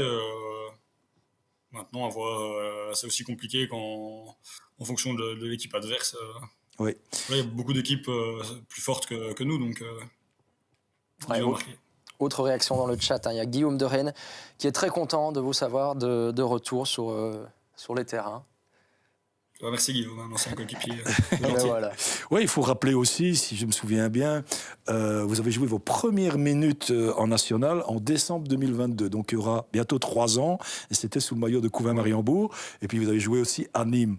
Et si je parle de Nîmes, c'est parce que ça se profile ce match-là. Hein. Nîmes-Petigny, c'est fin du mois d'octobre, dans 3 semaines. C'est un peu le Namur. Eh bien, du côté du sud, entre Sambre et Meuse, eh bien, il y a Nîmes-Petigny. Donc là, il faut vous préparer. Et malheureusement, vous vous préparez, ou bien heureusement, vous vous préparez contre Rochefort-B.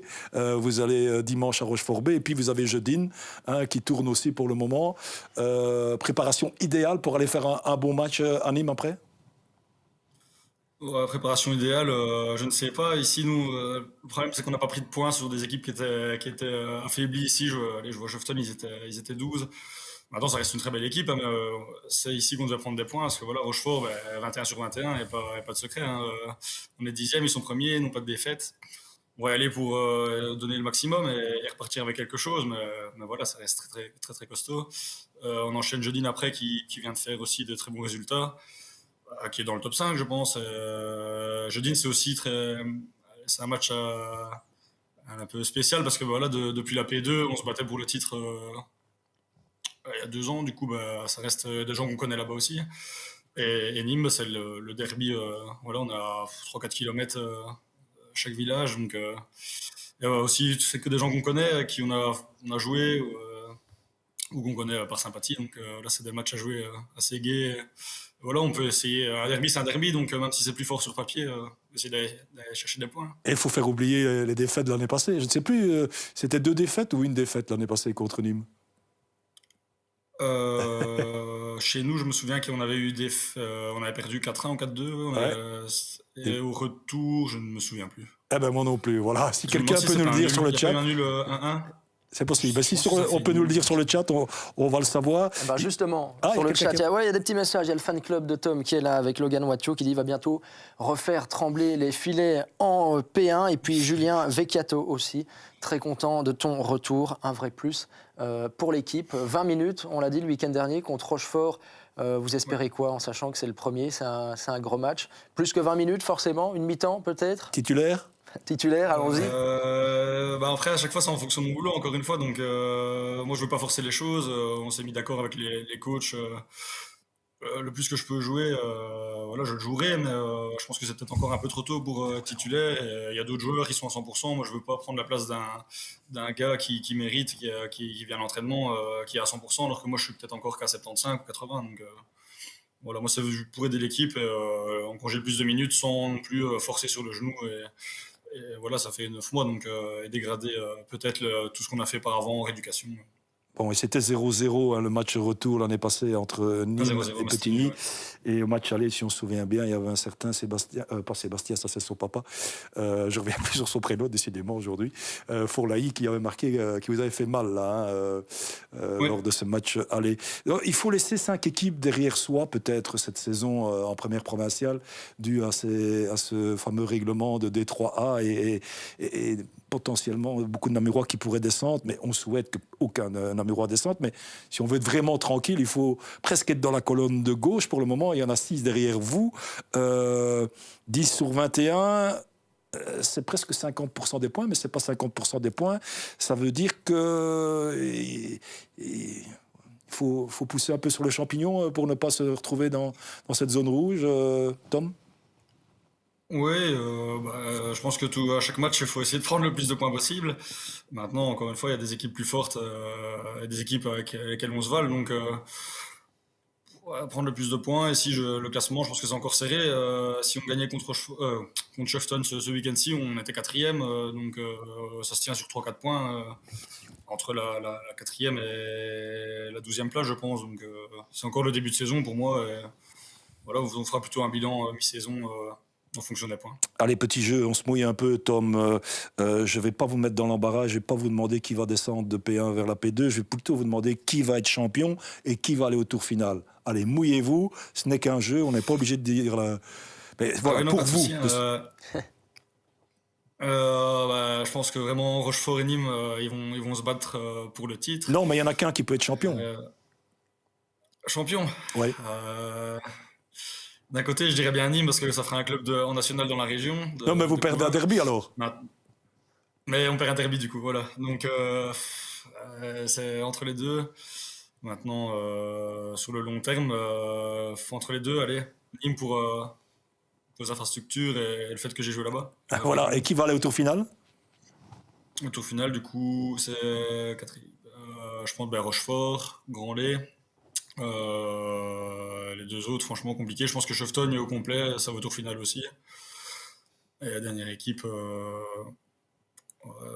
honnêtement, c'est assez compliqué. Ouais, on va dire nous, on va prendre plein de points, on ira au tour final. Eh ben voilà. Allez, ben voilà, ce sera les prédictions et le mot de la fin de Tom Saubry. Merci d'avoir été avec nous, Tom, ce soir. Et on vous souhaite plein de succès forcément et de très bons retours sur le terrain et une très bonne soirée aussi. Merci à vous pour l'invitation. Bonne soirée aussi. Merci, bonne soirée. Et Adelin, on ajoutera, pour être complet avec Petit Nifran, qu'il leur manquait contre Chevetogne 2 pions importants qui, quand ils sont là, on le voit aussi dans l'équipe. Il y avait Melvin Petriso et Christophe Delcine qu'on ne présente plus là derrière aussi. C'est clair qu'avec ces joueurs-là, on a un autre Petit Nid aussi, mais je sens qu'ils se réservent tous pour ce fameux match contre Nîmes dans 15 jours. Et Tom Saubry aussi, donc, qui fait son retour. Tous nos invités sont donc passés. Adelsba, lui, est toujours bien avec nous. Adèle, vous aimez les quiz ? Bien sûr. Ben voilà, on va jouer dans quelques instants, ça tombe bien d'ici une petite minute. On va passer à notre quiz du jour. Je vous propose déjà d'aller rejoindre le quiz, c'est dans la description ou alors sur bouquet.live. Voilà, il y a Kevin De Bruyne qui vous montre à nouveau le chemin, non pas des filets, mais du quiz. Il y a 50 € de bons d'achat à gagner chez l'un de nos partenaires équipementiers. Peut-être une petite question en attendant que les gens reviennent. Adèle, voilà. Gros match face à Meux le week-end prochain. Comment on se sent, sachant qu'on est lanterne rouge, qu'on a un nouveau coach ? On n'a pas le choix. Je crois qu'on va aller là-bas, on va essayer de gagner. Comment les battre ? En jouant notre jeu, tout simplement. Je crois qu'on ne va pas s'adapter. Mais ça veut dire quoi ça c'est comme si vous me disiez match par match. Vous les connaissez bien. Allez, vous les connaissez bien. C'est un jeu aussi. Si ce n'est pas comme ça, voilà, dites-nous comment les battre. On va essayer d'aller titiller les grands derrière. Avec des profils comme Bertaccini et tout ça, je pense que ça peut faire mal à des Cyril Van Yft ou des Loïc van der Kamen.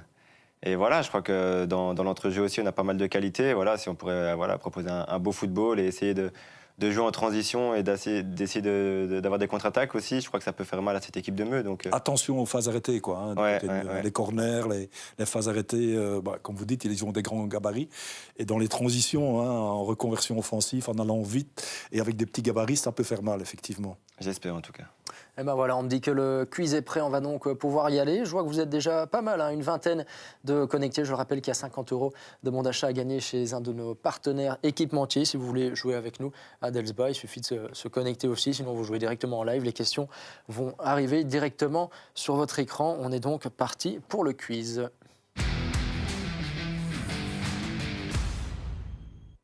Et voilà, Kevin De Bruyne nous a attendus et on va directement commencer. C'est le quiz time. Je vous invite à vous connecter et on va pouvoir démarrer tout de suite. Il y aura 8 questions, il y aura un petit point à la moitié pour savoir qui est en tête. Bouquet.live dans la description. N'hésitez pas, comme d'habitude, à réagir dans le chat. Et n'oubliez pas non plus à bien indiquer votre adresse mail quand vous vous connectez pour ensuite que nous, de notre côté, puissions vous remettre le bon d'achat, bouquet.live. On va pouvoir y aller. Je vais peut-être attendre Adèle, ou sinon Adèle, vous jouez en même temps sur l'écran pour du beurre, à moins que vous ayez besoin d'équipements aussi. Bah, il peut jouer, ce n'est pas Allez, dans la exclu, mur, donc, on les fournit normalement, mais Je tout mets va juste bien. mon nom. il peut faire plaisir à quelqu'un. Voilà, hein. évidemment. Il ne connaît pas les questions, donc Non, c'est moi vrai. non plus d'ailleurs. Ouais, je c'est ne vrai. jouerai pas moi. Comme il est l'invité, il y en a peut-être une sur lui. Hein. Ah, Il ouais, part voilà. peut-être Ouais, un peu ben, avantagé, on va voir. Mais elle n'est pas si facile que Ah, ça. ben mais voilà. Forcément, il va connaître la réponse. Ah, c'est bon, je pense. Évidemment. C'est bon, eh ben, on est parti. Hop là, première question. Plus vous répondez vite, plus vous avez de points. On Il y a un donc peu plus de monde, parti. c'est bien. Ah oui, il y a du monde, c'est bien ça. On voit tous les gamer tags qui s'affichent et on y va sans plus attendre. Première question. Quel était le score du dernier match officiel entre Namur et Meux? C'était en avril 2023. Est-ce qu'on s'en rappelle? C'est bien Namur-Meux et pas Meux-Namur, hein. Petite précision. Pas si simple ça. C'était là. lors du match retour. Hein. Il me semble que le match aller, c'était Meux-Namur. Donc le match retour, c'était Namur-Meux. C'est de bonne réponse quand même, 1-1 en effet. Ça s'était soldé au score de 2-4 à Meux pour les Namurois au match aller. Et puis 1-1 lors du match retour. Est-ce que vous aviez bon, Adèle? Pas du tout. Aïe, aïe, aïe, ça commence Pas du mal. C'est pas grave. On pourra se rattraper directement avec la deuxième question qui va arriver tout de suite. Mince, je crois que je l'ai passée. La voilà. J'ai été trop vite. Je me suis rattrapé, tout va bien. Quelle équipe n'a toujours pas engendré le moindre point? En quelle série alors ça parce Il y a que là- différentes séries. J'ai essayé de faciliter un petit peu les choses en sachant que normalement, Esch, Namur et d'autres équipes, on connaît un petit peu. Donc voilà, je donne une petite indication, mais le temps est écoulé. Et voilà, il y en avait quand même pas mal à 11 du côté de Pont-de-Rôme qui malheureusement est toujours avec 0 points et donc dernier au classement. C'est en P1. On va passer à la troisième question. Elle s'affiche sur votre écran. 9 des 10 buts encaissés par l'Oyers sont sûrs. Et là, vous avez le choix. Phase arrêtée, contre-attaque, hors-jeu ou corner. Pas penalty. Pas penalty. J'aurais pu, Ouais. mais dans tous les cas, ça signifie qu'il y a un petit problème au sein de l'équipe de Loyers au niveau défensif. Et on voit 15 bonnes réponses sur les 17. On est presque sur du parfait. Malheureusement, c'est sur phase arrêtée que Loyers pêche ces dernières semaines. 9 des 10 buts encaissés. Quatrième question, avant d'avoir un petit topo sur les points et pour savoir qui est en tête. Dans quel match de P3 10 buts ont été inscrits le week-end dernier? Donc, quand je parle du week-end dernier, c'est le week-end qui vient de passer. Forcément, il y a eu beaucoup de buts dans tous les matchs, mais il n'y en a qu'un seul où il y en a eu 10. Vous avez le choix entre Frères et Philippeville B, Ivoire Anserem, Vent-Simon Dinantaise ou Flawin B, Grand-Lay. Et la bonne réponse, il y en a quand même pas mal qui l'ont quasiment la moitié. C'est Frères Philippeville. Et là, 7 personnes ont donc la bonne réponse. Quel était le score, Adelin? Hop là, je crois que c'était 1-9. Mais je me demande s'il n'y a pas une petite erreur, malheureusement. Oui, parce que Philippeville B, C'est 7-0, il me semble. Ou c'est 7-0. je ne pense pas qu'il a gagné. On va rectifier ça par la suite, mais c'est une erreur de ma part, je m'en excuse. C'est Flawin B, Grand-Lay qui s'est soldé par 1-9. Donc voilà, on va recalculer. Ouais, carte jaune, ça vaut même une carte Voilà. rouge en régie, ils ont raison. J'ai Attention, coché sous la les deux mauvaise dehors. réponse. Tous les deux dehors, Adelin. Ouais, ben on laisse Adèle tout seul, il fera ça bien. Il Il a prend les l'habitude de faire commandes. tout le flanc gauche, là il fera tout le studio. Voilà. Donc voilà, on vérifiera par la suite, évidemment, pour savoir qui a donné la bonne réponse. Vous en faites pas. Au niveau du leaderboard, qui est donc forcément biaisé, peut-être, même si Dylan Witt a un petit peu d'avance, il est en tête pour le moment avec Guillaume. Le petit Livens en 3e position et Guillaume Deloyer 4e. Et Adelsba a rangé son téléphone, ça veut dire qu'il est déjà foutu. Il est, J'ai dans déjà le, vu ma il est position, dans le en groupe effet. Eto, c'est fini. On va passer à la 5e question. Il y a toujours moyen Beaucoup joué. de réparer ses erreurs et de revenir au classement, évidemment. Quel joueur de Meubé en P1 a inscrit un triplé ce week-end? Il faut mettre soit le prénom, soit le nom, soit les deux, c'est encore mieux, tout est accepté. Petit indice, il est descendu de plus haut pour faire mal aux adversaires. L'attaquant inévitable C'est Corentin Marion, 10 bonnes réponses, évidemment. Coco Marion, comme on l'appelle. Il est venu, triplé, Meux qui a largement dominé ses adversaires, malgré le fait qu'ils ont joué à 10 pendant quasiment 80 minutes, il me semble, victoire de Meux B ce week-end. On passe à la question suivante. La question numéro 6 de ce quiz. Sous quelle couleur Adelsba a-t-il déjà évolué? Là, Adèle, vous allez nous dire vous-même après les réponses. Mais donc, il y a 4 choix possibles. Namur, Ciné, Tubize, Bren, Rochefort. Il y a peut-être tout qui est bon, il y a peut-être tout qui est faux, il y en a peut-être une qui est mauvaise. Ça, c'est à vous d'en décider. Le temps est écoulé.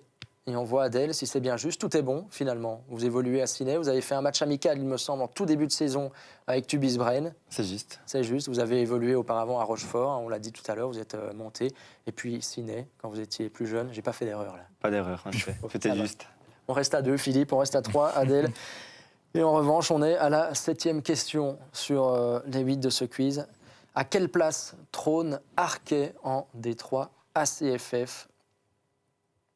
Là aussi, il faut mettre la place bien précise. Donc ici, ils sont 13e, vous mettez 13. S'ils sont premiers, vous mettez 1. Vous avez compris le principe. J'arrive plus. Arquet en D3 ACFF, qui fait un bon début de saison. Et Arquet, qui est pour le moment 4e, 6 bonnes réponses, tout de même, plus de la moitié, la moitié tout pile qui avait vu juste. Et on termine donc doucement ce quiz avec la dernière question. Il faut aller jusqu'au bout. Il y a peut-être moyen encore de repasser devant avec combien d'équipes sont toujours invaincues en D3 ACFF. Vous avez le choix, une équipe, 2 équipes ou 3 équipes. Elles ont peut-être fait des matchs nuls, mais elles sont toujours invaincues. 0 défaite au compteur après 7 journées. Il y en a combien en D3 ACFF? Eh bien, il y en avait 3, en effet, car il y en avait 2 qui avaient un match nul. Il y en a toujours 3, les 3 premières. Non, pas les 3 premières, le premier, le 3e et le 4e. Je n'ai pas le classement sous les yeux, malheureusement, mais qui sont toujours invaincus. On va passer au score, peut-être, avec une grosse remontada de Guillaume D, 564 points. Guillaume D, on va vérifier, parce que comme je l'ai dit tout à l'heure, il y a eu un petit quiproquo avec l'une des réponses, mais on va retracer le live pour voir les différentes réponses de tout le monde. Et on va vous contacter ensuite pour vous offrir donc, ces 50 € de bons d'achat chez un de nos partenaires équipementiers. Donc félicitations à Guillaume D pour cette victoire qu'on vérifiera bien entendu par la suite, mais vous pouvez déjà nous envoyer les coordonnées si vous n'avez pas mis le bon mail au moment de vous inscrire sur notre Facebook ou par Messenger.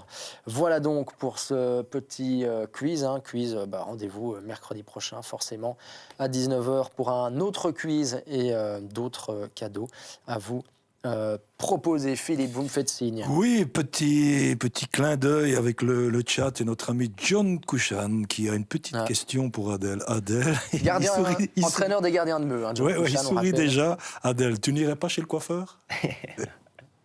Oui, on pourrait vous le demander. C'est vrai que la marque de fabrique vous vous différenciez de toute des frères, des tontons, des grands-pères, puisqu'ils ont les cheveux plus courts. Ouais, c'est vrai. Je suis unique comme ça.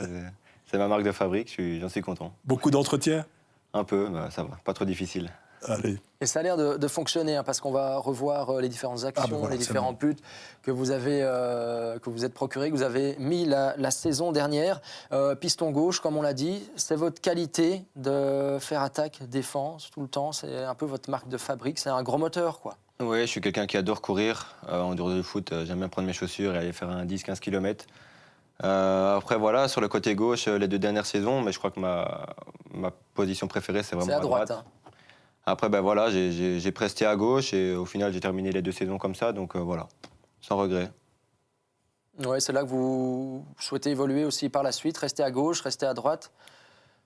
Sur le terrain, c'est déjà pas mal. Franchement, ouais, je crois que ce serait déjà une bonne chose. Après, moi, tant que je peux aider l'équipe, n'importe quelle place où je serai, ce sera bien pour moi. Et arriver de derrière comme ça, dans ces 2 buts, on vous voit surgir là. Regardez, le ballon passe devant tout le monde. Et qui est-ce qu'on voit arriver à fond de balle? Hop, Adèle, qui conclut. C'est un de vos meilleurs souvenirs, ce match-là, avec ces 2 buts? Ouais, certainement. En plus, le match précédent, c'était une défaite à stocker. J'avais envie de réagir. Et là, ben voilà, j'ai eu la chance de marquer un doublé contre l'Olympique, qui est champion au bout du compte. Donc ouais, ça reste un de mes meilleurs matchs la saison passée, un de mes plus beaux souvenirs à Namur pour le moment. C'est voulu ou en tout cas c'est travaillé à l'entraînement, le fait que vous êtes en deuxième zone, si le centre est un peu trop long pour l'attaquant, que vous soyez là pour avoir un peu de monde au second poteau? Oui, oui, bien sûr, c'est travaillé, c'est une des qualités des pistons. Donc voilà, j'ai été amené à être là en deuxième zone. C'était pas contre Binche, ce match-là? Oui, c'est contre Binche. Ouais, hein, voilà. Un petit mot quand même de votre période rochefortoise. Ça a fait un petit peu mal au cœur à un moment donné de quitter ce club de Rochefort qui est dans une progression quelque part. Au fond de vous-même, vous auriez voulu continuer dans ce club ou bien... Mal au cœur, non, parce que ben voilà, j'ai quitté le club en étant champion. J'ai énormément appris là-bas. Les 3 années que j'ai passées, franchement, ça a été 3 belles années, même s'il y a eu cette période du Covid qui a ralenti un peu la progression. Vous sentiez qu'il y aurait trop de concurrence, comme un peu à Tubize, parce que c'est vrai, il y a beaucoup de concurrence. Hein. C'est pas évident de s'imposer dans des groupes comme cela où on fait venir des joueurs qui ont un nom, etc. Pour un jeune, on peut se poser la question. Oui, c'est sûr. Après, je crois qu'à l'heure actuelle, il n'y a pas beaucoup d'équipes où il n'y a plus de concurrence. Mais voilà, je pense que Rochefort favorisait des profils d'expérience.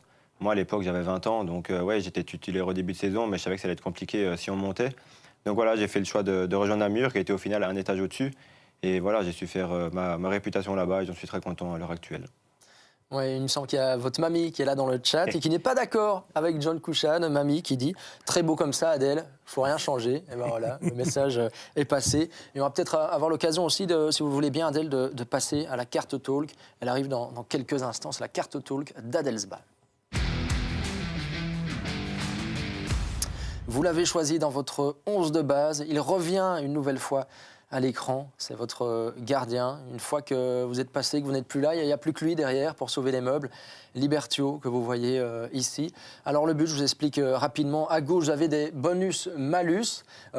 C'est-à-dire qu'à la fin des notes que vous allez donner sur la droite, vous allez pouvoir attribuer un atout, en tout cas. Par exemple, maîtrise des airs, on pense à un gardien forcément. Ou peut-être Formule 1, s'il est ultra rapide, vous allez nous le dire.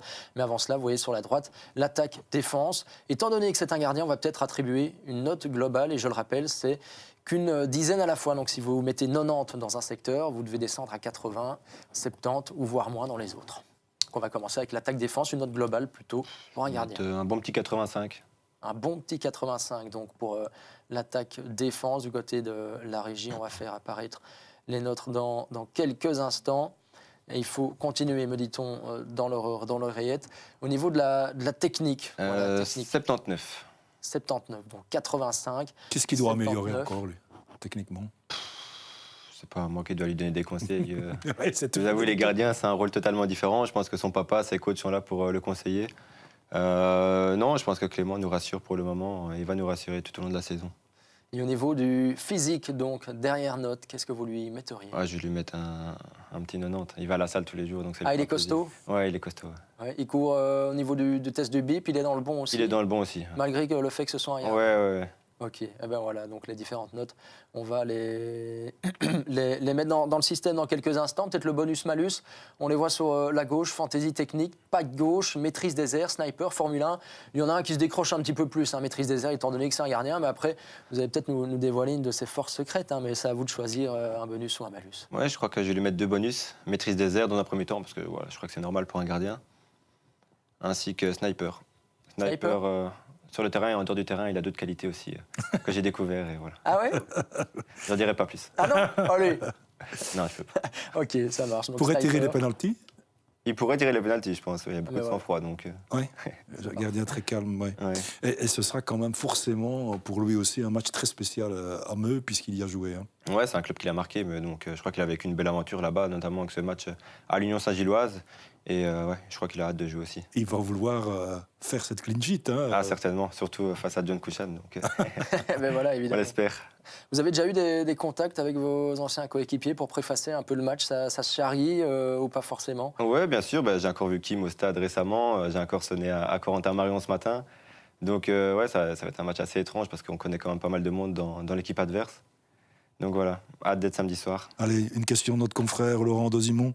Est-ce que Adèle peut nous parler de ses débuts à l'Entente Mozane? Il y a eu quelque chose de spécial au début? Pas spécialement. C'est vrai toujours que spécial. ça remonte, ouais, c'était vraiment mes plus belles années pour moi. Ben voilà, j'ai passé quelques années, je crois que j'ai commencé le foot là-bas à l'âge de 5 ans. Et je suis parti à l'âge de 10-11 ans à Ciney, mais ouais, c'est vrai que jouer là-bas, à côté de mon village, avec mes copains, c'était une belle aventure. Ça fait mal de voir qu'aujourd'hui, il n'y a plus que du rugby. Ouais, c'est vraiment triste. Malheureusement, des fois, je passe en courant, je passe à côté du terrain et je me dis, ben voilà, il y a quelques années, je jouais là et maintenant, il n'y a plus rien. Donc voilà, ça donne un petit pincement au cœur, mais c'est comme ça. Oui, mais vous avez dit tout à l'heure que vous étiez prêt à faire un autre sport à un moment donné. Ben voilà, du rugby à l'entente pensable pour terminer. Le rugby, ça va être compliqué pour moi. Et on me dit dans l'oreillette que la carte est prête. Peut-être une dernière question. Pas trop déçu, Adèle, de rater peut-être le plus beau match de la saison. Il y aura un match retour, mais celui-ci était quand même assez particulier. Si, bien sûr, j'aurais voulu jouer ce match, comme j'aurais voulu jouer les autres aussi au final. Hein. J'ai envie de tout jouer cette saison, mais ouais, il y aura un match retour et j'ai hâte d'y être. Et ben voilà, alors qu'on va découvrir la carte talk de votre gardien. 88, ça c'est du lourd. Hein. Les bonnes notes. 85 attaque-défense, 79 en technique, 90 en physique. Et avec les bonus-malus, 88. Est-ce que votre gardien serait content, vous pensez? Ah, j'espère. S'il n'est pas content avec ça. Et ben voilà, il vous offrira un verre à la buvette prochainement et on va tout doucement se quitter. Peut-être le mot de la fin pour vous, Philippe, ou une dernière question pour Adèle ou... Oui, peut-être de demander à Adèle si, bon, ben voilà, maintenant il est coaché par son tonton. Est-ce qu'un jour il est prêt à être coaché par son frère? Peut-être. Ce serait bizarre, ouais, j'y ai jamais réfléchi. Après, tout va si vite dans le football, donc peut-être qu'il sera amené à m'entraîner un jour. À condition qu'il monte, c'est ça? Parce que vous n'allez pas redescendre, c'est ça? J'aimerais bien qu'il monte le plus vite possible, ce serait bien pour lui aussi. Eh ben voilà, pourquoi pas, l'avenir nous le dira. Merci à Delsba d'avoir été avec nous dans le talk foot de ce soir. Et son pronostic pour le... Ah pour oui, le son fameux pronostic derby. le plus important, on va se mouiller quand même un petit peu. Oui, c'est qu'un jeu. Le prono pour le match qui arrive. 1-2 pour Namur. 1-2 pour Namur. Ah ben voilà, on va voir... Et une première victoire donc. Ouais. Et un 4/6 pour le tonton. Très bien. Eh ben voilà. Ce serait pas mal. Voilà le mot de la fin pour Adelsba. Merci d'avoir été avec nous, Adèle, et bon retour aussi parce que vous êtes un petit peu blessé. Voilà, encore quelques semaines, malheureusement. Et je vous remercie aussi, vous, Philippe Bulgarin, d'avoir été. Mais félicitations. Accompagné. Oui, félicitations à vous aussi pour la première. Ben, merci. En plus, vous finissez vraiment dans les temps. Et ça, à la 20h31. Ouais, à la régie et à la réalisation, on doit être super content parce que c'est vrai que nous, on dépassait. Enfin, quand je dis nous. On me dit oui, on me dit oui. Souvent, on dépassait un petit peu de trop. Ben voilà, et là, 20h31, on est dans les arrêts de jeu. Parfait, c'est un timing parfait. Là. Nickel. Et ben voilà, et l'occasion aussi de vous remercier, vous qui avez été là durant toute cette émission, durant 7h30. Les prochains rendez-vous sportifs, on va peut-être les citer. Hein. Demain soir, ce n'est pas du foot, mais c'est du basket au niveau de Namur Capital, au niveau des dames qui entament l'Eurocup, donc l'équivalent de l'Europa League en foot, face aux Polonaises de Lublin. Une rencontre à suivre dès 20h voilà, sur notre télé forcément et sur Bouquet Live aussi forcément au niveau du basket Namur Capital. Et puis aussi, on ne pouvait pas rater ce gros choc entre Meux et Namur. Il y aura une diffusion en direct du match complet et commenté. C'est samedi soir dès 19h55 en télé et sur Bouquet Live. Vous ne raterez pas une seule miette de ce match. Adelsba sera aussi dans le stade. On en est quasiment sûr. Voilà donc pour cette émission. Un tout grand merci d'avoir été avec nous. Merci à Adèle, notre invitée. Merci à Philippe, notre consultant de luxe. Et merci aussi à toute l'équipe qui travaille vraiment d'arrache-pied derrière pour vous concocter cette émission tous les mercredis soirs. Et voilà, on se dit forcément à mercredi prochain. Très bonne soirée. À bientôt sur Bouquet. Ciao, ciao.